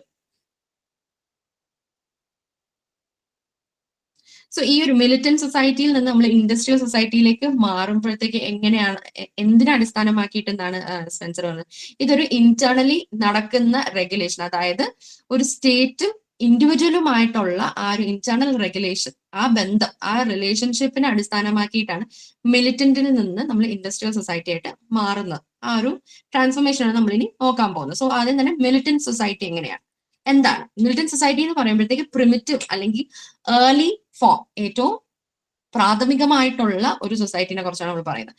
ഇവിടുത്തെ ഒരു പ്രൈമറി ഫംഗ്ഷൻ എന്ന് പറയുന്നത് offensive and defensive military action, അതായത് സർവൈവൽ, നമ്മുടെ നിലനിൽപ്പ് ഉറപ്പുവരുത്തുക എന്നുള്ളതായിരുന്നു ഇവിടുത്തെ ഏറ്റവും പ്രധാനപ്പെട്ട ഒരു ആവശ്യം. നിലനിൽപ്പ് ഉറപ്പാക്കുന്നതിനൊപ്പം തന്നെ എന്താണ്, കോൺക്വസ്റ്റ്, നമ്മൾ ഓരോ സ്ഥലങ്ങൾ കീഴ്പ്പെടുത്തുക, അല്ലെങ്കിൽ നമ്മൾക്ക് സർവൈവ് ചെയ്യാൻ ആവശ്യമുള്ളതെല്ലാം നമുക്ക് നേടാൻ കഴിയുക എന്നുള്ളൊരു ആശയമാണ്. So offensive and defensive military action ആണ് ഇവിടുത്തെ ഈ മിലിറ്റന്റ് സൊസൈറ്റിയുടെ ഏറ്റവും ഇമ്പോർട്ടന്റ് ഫംഗ്ഷൻ. അത് എന്തുകൊണ്ടാണ്, because the focus was on survival and conquest. So ഈ ഒരു ടൈപ്പ് ഓഫ് സൊസൈറ്റി, മിലിറ്റന്റ് സൊസൈറ്റിയിൽ എന്തുണ്ടായിരുന്നു, കമ്പൽസറി കോപ്പറേഷൻ ഉണ്ടായിരുന്നു, അതായത് individuals were compel to participate, അവർക്ക് ആ ഒരു കമ്പൽഷൻ ഉണ്ടായിരുന്നു, ഒരു നിർബന്ധമായിട്ടും അവിടെ നടക്കുന്ന ആക്ടിവിറ്റീസിന്റെ ഭാഗം ആകണമായിരുന്നു. സോ അവിടുത്തെ കോപ്പറേഷൻ ടൈപ്പ് എന്ന് നമ്മൾ പറയുകയാണെങ്കിൽ കമ്പൽസറി കോപ്പറേഷൻ ആണ് ഉണ്ടായിരുന്നത് in order to maintain human connections. So social structure നോക്കിക്കഴിഞ്ഞാലോ highly centralised power and social control ആയിരുന്നു. സോ നമ്മൾ നോക്കുകയാണെങ്കിൽ എന്താണ്, പലപ്പോഴും മിലിറ്റന്റ് സൊസൈറ്റീസ് നോക്കിക്കഴിഞ്ഞാൽ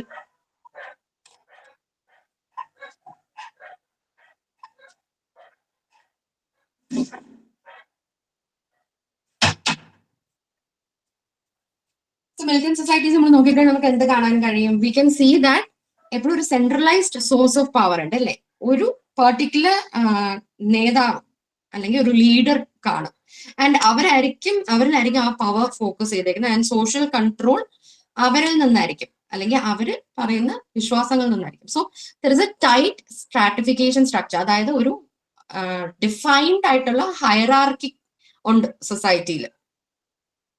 ആൻഡ് ഓരോ ഹയറാർക്കി എന്താണ്, ഓരോ മിത്തിക്കൽ ബാക്ക്ഗ്രൗണ്ടും അതിനുണ്ടാകും.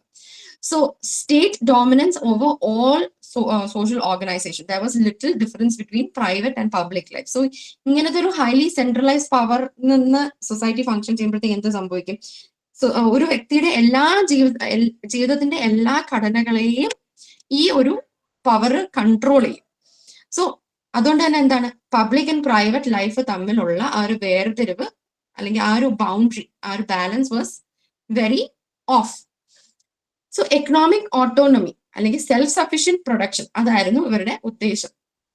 എക്കണോമിക് ഓട്ടോണമി എന്നുള്ളത് ഇപ്പൊ നമ്മൾ ജോലി ചെയ്യുന്നതും സമ്പാദിക്കുന്നതിനാണ്, നമ്മുടെ സ്വന്തം ഓട്ടോണമിക്ക് വേണ്ടിയാണ് അല്ലെ, ഫിനാൻഷ്യലി നമ്മൾ സ്വയം സ്റ്റേബിൾ ആകാൻ വേണ്ടിയാണ്. പക്ഷെ ഈ ഒരു കാലഘട്ടത്തിൽ ഇക്കണോമിക് ഓട്ടോണമി എന്ന് പറഞ്ഞു കഴിഞ്ഞാൽ സെൽഫ് സഫിഷ്യന്റ് ആകുക എന്നുള്ളത് ഒരു ഉദ്ദേശം മാത്രമായിരുന്നു.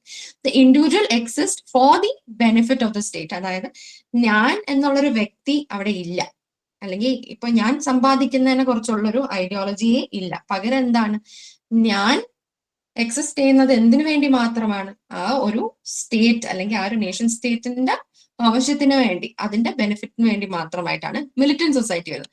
അതാ ഈ മിലിറ്റന്റ് സൊസൈറ്റി എന്ന് പറയുന്നത് എന്താണ്? പ്രിമിറ്റീവ് ആയിട്ടുള്ള ഏറ്റവും പ്രിമിറ്റീവ് ഫോമിനെയാണ് നമ്മൾ പറയുന്നത്. ഇനി അതിൽ നിന്നാണ് we came to this industrial society എന്നാണ് പറയുന്നത്.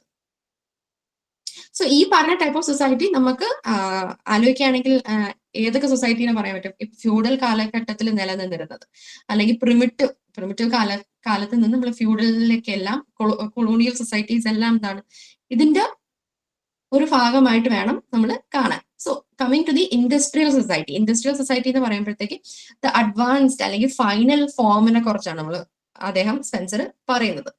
സോ ഇതിന്റെ ഒരു പ്രത്യേകത എന്ന് പറഞ്ഞു കഴിഞ്ഞാൽ പ്രൈമറി ഫംഗ്ഷൻ എന്താണ്? Production and human welfare. Military activities ആ പെരിഫറൽ. മിലിറ്ററി ആക്ടിവിറ്റീസ് മറ്റു സൊസൈറ്റിയിൽ എന്തായിരുന്നു? Militant activities was given utmost importance. Because എന്തായിരുന്നു? സർവൈവലും കോൺക്വസ്റ്റും ആയിരുന്നു അവരുടെ മെയിൻ ഫോക്കസ്. ഇവിടെ പക്ഷെ എന്താണ്? ഒരു രണ്ടാം ഘട്ടത്തിലേക്ക് മാറുകയാണ്. ഇവിടെ what is given importance? Production, നമ്മൾ വസ്തുക്കൾ നിർമ്മിക്കുക, ആൻഡ് ഹ്യൂമൻ വെൽഫെയർ ആണ് what is given importance. And ഇവിടുത്തെ കോപ്പറേഷൻ ടൈപ്പ് നമ്മൾ പറയുന്നത് വോളണ്ടറി ആണ്. You are not compelled. നമ്മൾ കമ്പൽസറിലി ഓരോന്നിലും പാർട്ടിസിപ്പേറ്റ് ചെയ്യണമെന്നില്ല. It is a choice. നമ്മുടെ ഇഷ്ടപ്രകാരം നമുക്ക് ചെയ്യാം. Individuals choose to associate and engage. ഇപ്പൊ എനിക്ക് ജോലി ചെയ്യണം, അല്ലെങ്കിൽ എനിക്കൊരു പർട്ടിക്കുലർ ഇൻസ്റ്റിറ്റ്യൂഷന്റെ ഭാഗമാകണമെങ്കിൽ ഇറ്റ് ഈസ് മൈ ചോയ്സ്. എനിക്ക് വോളണ്ടറിലി ചെയ്യാം. വോളണ്ടറി കോപ്പറേഷൻ ഉണ്ട്. ഇനി സോഷ്യൽ സ്ട്രക്ചർ പറയുമ്പോഴത്തേക്ക് ഡീസെൻട്രലൈസ്ഡ് ഗവൺമെന്റ് ആണുള്ളത്. നമ്മൾ നേരത്തെ പറഞ്ഞു ഒരു ഹൈലി സെൻട്രലൈസ്ഡ് പവർ ഉണ്ട്. ഒരു കോക്കസിലായിരിക്കും ഫോക്കസ്. പക്ഷേ ഈ ഇൻഡസ്ട്രിയൽ സൊസൈറ്റി വരുമ്പോഴത്തേക്ക് ഒരു ഡീസെൻട്രലൈസ്ഡ് ഗവൺമെന്റ് ഉണ്ട് അല്ലെ. And weakening of state control. ആ ഡീസെൻട്രലൈസേഷൻ വരുന്നോണ്ട് തന്നെ എന്താണ്? സ്റ്റേറ്റ് കൺട്രോള് അത്രയ്ക്കും കുറയുകയാണ് അല്ലെ. ഇപ്പൊ ഇന്ത്യൻ സൊസൈറ്റി തന്നെ എടുത്തു കഴിഞ്ഞാൽ എന്താണ്? നമുക്ക് സെൻട്രൽ ഗവൺമെന്റ് ഉണ്ട്, സ്റ്റേറ്റ് ഗവൺമെന്റ് ഉണ്ട്. സെൻട്രൽ ഗവൺമെന്റ് ഉള്ളത് കൊണ്ട് തന്നെ എന്താണ്? സ്റ്റേറ്റ് ഗവൺമെന്റ് അത്രയ്ക്ക് പൂർണ്ണമായിട്ടും ഒരു പവർ ഹൗസ് ആയിട്ട് മാറാൻ കഴിയില്ല. It is always under the state governance is always under the central governance. ഇനി free trade and open system of stratification ആണ് ഉള്ളത്. അതായത് ഒരു വ്യക്തി അവര് എങ്ങനെ പ്രവർത്തിക്കുന്നു, അവരുടെ ഹാർഡ് വർക്ക് അല്ലെങ്കിൽ അവരുടെ അച്ചീവ്മെന്റ് കണക്കിരിക്കും അവരുടെ സ്ട്രാറ്റിഫിക്കേഷൻ. അതായത് നമുക്ക് നമ്മളുടെ പ്രവൃത്തി അനുസരിച്ച് നമുക്ക് മൊബിലിറ്റി കിട്ടും. അതായത് നമുക്ക് ലോവർ ക്ലാസ്സിൽ നിന്ന് മിഡിൽ ക്ലാസ് അല്ലെങ്കിൽ അവിടെ നിന്ന് അപ്പർ ക്ലാസ്സിലേക്ക് പോകാനുള്ള അവസരം ലഭിക്കുകയാണ്. Social stratification is possible and free trade ഉണ്ട്. And increase in number of free association and non governmental institution. നേരത്തെ നമ്മൾ എന്താണ് പറഞ്ഞത്? എല്ലാം സ്റ്റേറ്റ് ഗവേൺഡ് ആയിട്ടുള്ള കാര്യങ്ങളാണ്. പക്ഷേ ഇവിടെ വരുമ്പോഴത്തേക്ക് എന്താണ്? There are free association, there are institutions outside of the governmental spectrum. And strong acknowledgement of people's personal rights and liberties. ഇവിടെ എന്താണ്? വ്യക്തമായിട്ട് ആ ഒരു ഡിഫറൻസിയേഷൻ ഉണ്ട്. പബ്ലിക് ലൈഫ് എന്താണെന്നുള്ളതും പ്രൈവറ്റ് ലൈഫ് എന്താണെന്നുള്ളത് അത് വേർതിരിച്ച് സെപ്പറേറ്റ് ചെയ്ത് നമുക്ക് പ്രയോഗിക്കാൻ കഴിയുന്നുണ്ട്.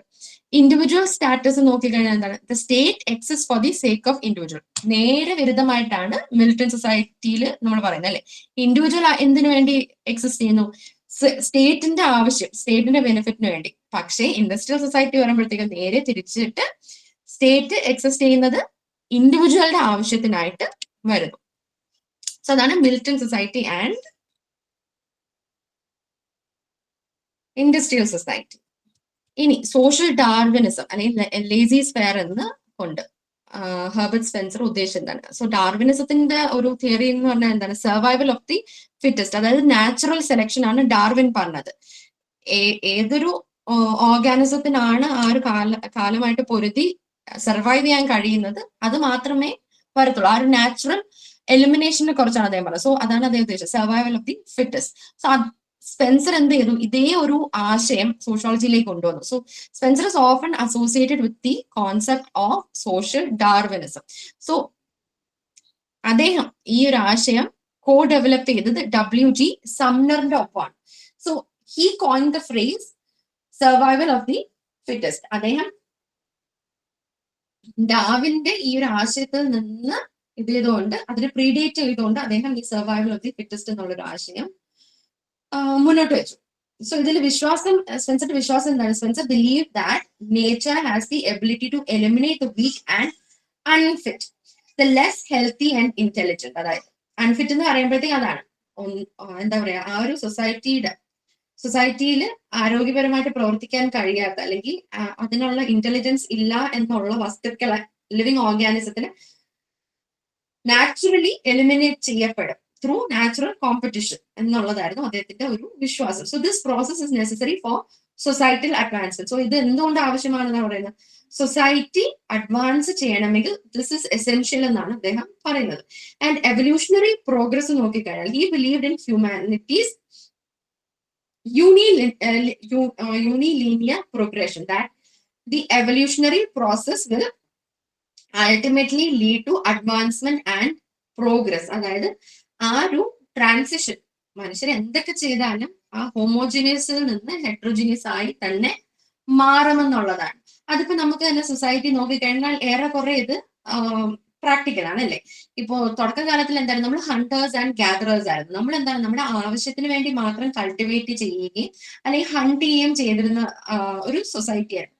പിന്നീട് എന്തായി, വി സ്റ്റാർട്ടഡ് ഹോൾഡിങ് വെൽത്ത്. നമ്മൾ സമ്പാദിക്കണം എന്നുള്ളൊരു ഐഡിയയോടെ നമ്മൾ എന്താ ഉൽപ്പാദിപ്പിക്കാൻ തുടങ്ങി ഇല്ലേ? സോ അതാണ് ആ ഒരു എവല്യൂഷണറി പ്രോസസ്സ് അവിടെ എങ്ങനെ പറഞ്ഞാലും നമ്മൾ നടക്കും. അതാണ് പറയുന്നത്, ആ ഹോമോജിനിയസിൽ നിന്ന് നമ്മൾ ഹെട്രോജിനിയസ് ആയിട്ട് എങ്ങനെയാണെങ്കിലും naturally it will happen. So lazy spare എന്ന് ഉള്ള പ്രിൻസിപ്പിൾ അദ്ദേഹം എന്താണ് ഉദ്ദേശിച്ചത്? The political application of this evolutionary theory ആണ് അദ്ദേഹം ലേസി സ്പെയർ കൊണ്ട് പറയാൻ ശ്രമിച്ചത്. സോ ലേസി സ്പെയർ ഐഡിയൽ എന്ന് പറഞ്ഞു കഴിഞ്ഞാൽ the apex of all society is a free market type society with no governmental intervention. So laissez സ്പെയറിന്റെ ഐഡിയ തന്നെ എന്താണ്, ഒരു ലോകമെമ്പാടും ഒരു ഫ്രീ മാർക്കറ്റ് ആണ്, അതായത് ഒരു ഗവൺമെന്റ് ഇന്റർവെൻഷൻ ഇല്ലാത്ത ഒരു ഫ്രീ മാർക്കറ്റ് ആകണം എന്നുള്ളതാണ്. അപ്പൊ ഇങ്ങനെ ഒരു ആശയം സ്പെൻസർ എന്തുകൊണ്ട് മുൻവെച്ചത്? Because Spencer argue that nature is cleverer than humans. മനുഷ്യരെ കാട്ടിയും ക്ലെവർ ആണ് നേച്ചർ എന്നായിരുന്നു സ്പെൻസറിന്റെ argument. That government should refrain from interfering with the natural evolutionary process. അത് എന്തുകൊണ്ടാണ് അത് പറഞ്ഞിട്ട് പറയുന്നത്? ഗവൺമെന്റ് ഒരിക്കലും നേച്ചർ എന്തെങ്കിലും എവല്യൂഷണറി സിസ്റ്റം കൊണ്ട് എലിമിനേഷൻ പ്രോസസ് അല്ലെങ്കിൽ ആ ഒരു സർവൈവൽ ഓഫ് ദ ഫിറ്റസ്റ്റ് എന്നുള്ള ആശയമുണ്ടല്ലോ, അത് നടപ്പാക്കുകയാണെങ്കിൽ ഗവൺമെന്റ് ഷുഡ് നോട്ട് ഇന്റർഫിയർ എന്നാണ് സ്പെൻസർ പറയുന്നത്. സോ സ്റ്റേറ്റ് ഇന്റർവെൻഷൻ അല്ലെങ്കിൽ compulsory education, sanitary measures, poor laws is harmful because it interferes with natural elimination of unfit and damages people's self help mentality. So state intervention എന്ന് പറഞ്ഞു കഴിഞ്ഞാൽ നമ്മളിപ്പോ welfare policies ആയിട്ട് ചെയ്യുന്നത്, ഇപ്പോ socially economically backward ആയിട്ട് നിൽക്കുന്ന ആളുകൾക്ക് വേണ്ടി നമ്മൾ വെൽഫെയർ പോളിസീസ് അല്ലേ നടത്തുന്നത്. സോ സ്പെൻസർ പറയുന്നത് എന്താണ്, ആ തരത്തിലുള്ള സ്റ്റേറ്റ് ഇന്റർവെൻഷൻസ് ഒന്നും തന്നെ പാടില്ല. കാരണം എന്താണ്, അങ്ങനത്തെ അവസ്ഥയിലായിരിക്കുന്ന ആളുകൾ naturally either they will get eliminated or എന്ത് സംഭവിക്കും, അവരും ആ ഒരു സ്ട്രാറ്റിഫിക്കേഷന്റെ ഭാഗമായിക്കൊണ്ട് they will be able to progress. ഒന്നി അവർക്ക് പ്രോഗ്രസ് ചെയ്യാൻ കഴിയും, അല്ലെങ്കിൽ നാച്ചുറലി കെൽപ്പില്ലെങ്കിൽ they won't survive. So social ഡാർവിനിസത്തിന്റെ അദ്ദേഹത്തിന്റെ രണ്ട് പ്രധാനപ്പെട്ട പ്രിൻസിപ്പിൾ ആണ്. സർവൈവൽ ഓഫ് ദ ഫിറ്റസ്റ്റ് അതാണ് സോഷ്യോളജിക്കൽ പ്രിൻസിപ്പിൾ. ഇതിൽ പ്രിൻസിപ്പിൾ ഓഫ് നോൺ ഇന്റർഫിയറൻസ് അതൊരു പൊളിറ്റിക്കൽ പ്രിൻസിപ്പിൾ ആയിട്ട് കാണണം. So he viewed that the state merely as a joint stock business for the mutual protection of individual. So അദ്ദേഹം സ്റ്റേറ്റിനെ എന്തായിട്ട് മാത്രമാണ് കാണുന്നത്, basically ഒരു ബിസിനസ് പാർട്ട്ണർ കണക്കാണ് അദ്ദേഹം കാണുന്നത്. എന്തിനു വേണ്ടി മാത്രമാണ്? In order to protect the individual.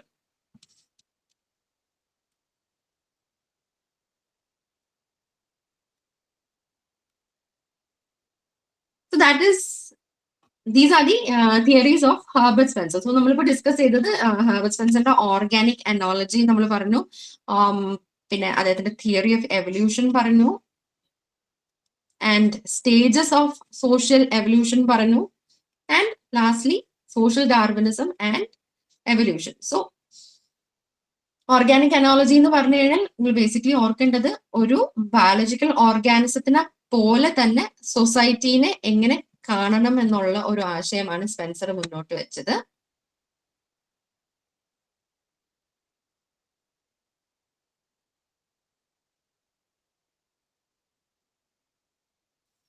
And theory of evolution പറയുമ്പോഴത്തേക്ക് ഒരു നാച്ചുറലി സൊസൈറ്റി ഹോമോജനസിൽ നിന്ന് ഹെട്രോജനിറ്റിയിലേക്ക് പോകും. അതായത് നമ്മളായിട്ട് സൃഷ്ടിക്കേണ്ട കാര്യമില്ല, ഓട്ടോമാറ്റിക്കലി സംഭവിക്കുന്നതെല്ലാം കൊഹീറന്റ് ആയിട്ട് എക്സിസ്റ്റ് ചെയ്തുകൊള്ളും എന്നുള്ളതായിരുന്നു ആ ഒരു സയന്റിഫിക് ചാൾസ് ഡാർവിന്റെ ആശയത്തിന്റെ ഒരു ആപ്ലിക്കേഷനാണ് അദ്ദേഹം സോഷ്യോളജിയിലേക്ക് കൊണ്ടുവരുന്നത്. ആൻഡ് അതുകൊണ്ട് തന്നെ സ്റ്റേജസ് ഓഫ് സോഷ്യൽ എവല്യൂഷൻ, ആദ്യം മിലിറ്റന്റ് സൊസൈറ്റി ആയിരുന്നു എന്ന് പറഞ്ഞു. അതായത് സോഷ്യൽ വെൽഫെയർ അല്ല അവിടെ കാര്യം, അവിടെ എന്താണ് ആ സ്റ്റേറ്റ് ആ പെർട്ടിക്കുലർ സൊസൈറ്റിനെ നിലനിർത്തി കൊണ്ടുപോവാ എന്നുള്ള ഒരു ആശയത്തിൽ നിന്ന് മാറിക്കൊണ്ട് നമ്മൾ ഇൻഡസ്ട്രിയൽ സൊസൈറ്റി ആയിട്ട് മാറുന്നു. അവിടെ എന്താണ് പേഴ്സണൽ ആൻഡ് പബ്ലിക് ലൈഫിനുള്ള വേർതിരിവുണ്ട് ആൻഡ് വെൽഫെയർ എന്നുള്ള ആശയം ഉണ്ട്. പക്ഷെ സോഷ്യൽ ഡാർവിനിസം ആ സർവൈവൽ ഓഫ് ദ ഫിറ്റസ്റ്റ് ആശയം അദ്ദേഹം അപ്ലൈ ചെയ്യുമ്പോഴത്തേക്ക് പറയുന്നത് എന്താണ്, സ്റ്റേറ്റ് ഒരിക്കലും ആ ഒരു നാച്ചുറൽ പ്രോസസ്സിലേക്ക് ഇന്റർഫിയർ ചെയ്യാൻ പാടില്ല. കാരണം എന്താണ്, നാച്ചുറലി ആ വ്യക്തികൾക്ക് സർവൈവ് ചെയ്യാൻ, അതായത് എക്കണോമിക്കലി പുവർ ആയിട്ട് നിൽക്കുന്ന ആളുകൾക്ക് സർവൈവ് ചെയ്യാനുള്ള കപ്പാസിറ്റി ഉണ്ടെങ്കിൽ they will survive. If not, nature should be allowed to take its due course എന്നുള്ളതാണ് സ്പെൻസറിന്റെ വാദം.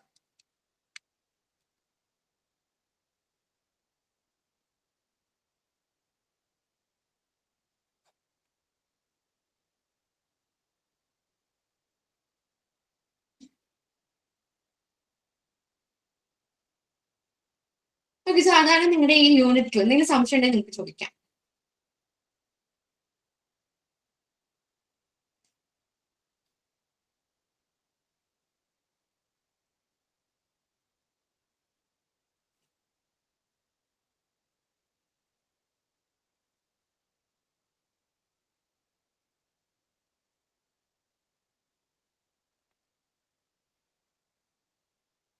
ഗൈസ്, നിങ്ങൾ ഇങ്ങനെ മിണ്ടാതിരുന്നാൽ പറ്റത്തില്ല. You have to interact. ഒന്നുമില്ല, നിങ്ങൾക്ക് ഒരു ഫീഡ്ബാക്ക് എങ്കിലും പറയാം.